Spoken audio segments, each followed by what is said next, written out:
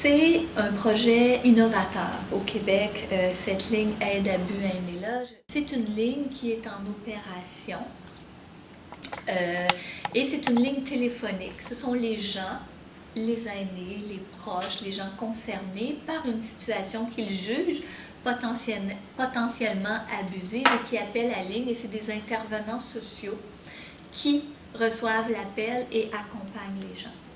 Ce que nous avons appris et qui est assez important, d'abord vous dire que dans la première année d'opération où nous avons fait des travaux de recherche, parce que nous avons colligé, il y a un dossier pour chaque appel, nous avons colligé ces données-là et les analysé. Il y a eu près de 5000 appels en un an seulement avec l'ouverture et l'entrée en vigueur de la ligne. Il ne s'agit pas de 5000 situations d'abus, il faut le dire, mais 5000 appels de gens concernés. Qu'est-ce qu'on a appris? Le tiers de ces appels-là ont été logés, ont été faits par des aînés eux-mêmes, qui se disaient victimes d'une situation d'abus. C'est énorme sur 5000 appels. Et là, ça l'a un peu ébranlé, vous savez, ce mythe de la victime passive et passive, le mythe que la personne âgée ne veut pas en parler, que les gens... Mais si on a eu tant d'appels, c'est que les gens sont soucieux, ils veulent que quelque chose se passe. Alors ça, c'est intéressant parce que ça a à la fois un impact sur notre connaissance des gens qui sont touchés, des victimes eux-mêmes, et il y en a beaucoup qui étaient âgés de plus de 80 ans, là. On parle de gens du grand âge qui vivaient des situations.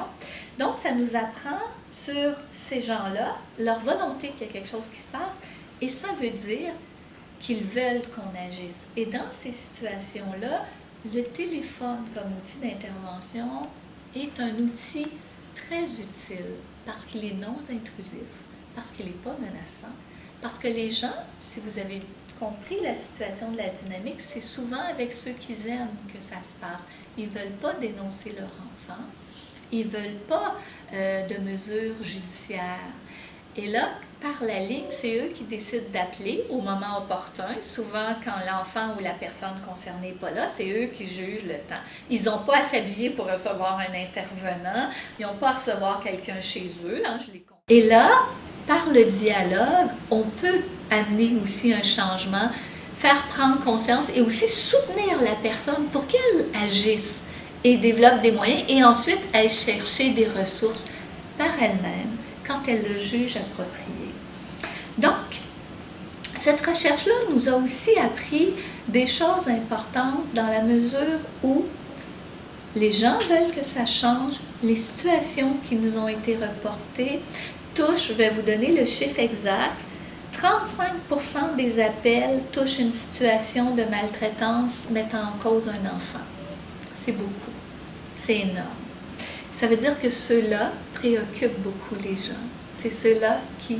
Et les gens disent, je veux garder le lien avec mon enfant, mais je veux que la situation abusive, mais il est en difficulté. Mon fils fait une dépression, ou ma fille boit.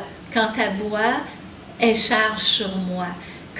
Donc, il faut outiller les gens pour mettre des barrières, des frontières, les accompagner. 40% de ces situations-là mettaient en cause des personnes de 80 ans et plus, 70% des femmes. Donc, effectivement, quand on pense à la maltraitance, à la lumière de ces travaux-là, parce qu'on avait de la difficulté à avoir des données, on peut confirmer certaines tendances qu'on savait par la recherche.